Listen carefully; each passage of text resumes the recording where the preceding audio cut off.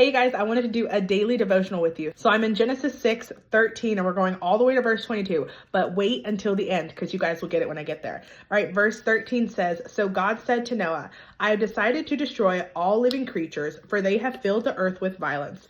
Yes, I will wipe them all out along with the earth. Build a large boat from cypress wood and waterproof it with tar inside and out. Then construct decks and stalls throughout its interior. Make the boat 450 feet long, 75 feet wide, 45 feet high. Leave an 18-inch opening below the roof all the way around the boat. Put the door on the side and build 3 decks inside the boat, lower, middle, and upper. Look, I am about to cover the earth with a flood that will destroy every living thing that breathes. Everything on earth will die, but I will confirm my covenant with you. So into the boat, you and your wife and your sons and their wives. Bring a pair of every kind of animal, a male and a female, into the boat with you to keep them alive during the flood. Pairs of every kind of bird and every kind of animal and every kind of a small animal that scurries along the ground will come to you to be kept alive.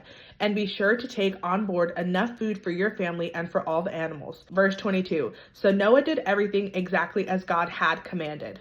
So what I get from this passage is that God's divine blueprint is far better than anything we could ever build for ourselves. God gave specific instructions on Noah's Ark. He gives specific instructions on the tabernacle, on the temple. Why? Why does God give such specific details when he is asking his people to build these things?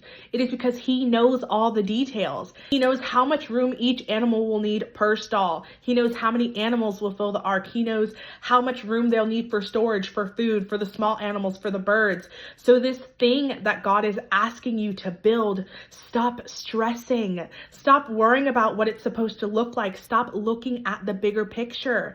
God's divine blueprint for what he is asking you to build is far greater, far better, far superior than anything that you could come up with on your own.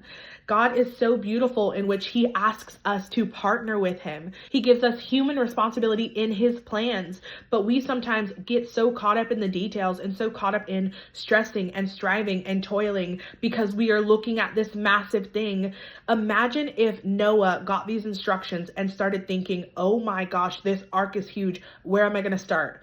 No, God gave him specific details on what to build and the dimensions to build it, and all he did was do it. That is it. He said, okay. He said, yes.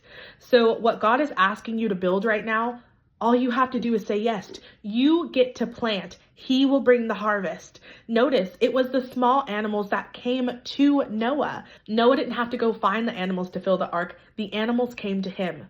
Stop stressing, stop toiling. God is giving you such a beautiful part in what he is building, but it is him who will build it. All you have to do is plant. So that blessed me last night when I read it, and I wanted to share it with you because there are a lot of us that are walking into our callings for the first time, walking into our assignments for the first time, and God has not left us. His divine blueprint is far better than anything we could ever come up with. And so I hope that encourages you today to just keep going. Just plant. He will bring the harvest.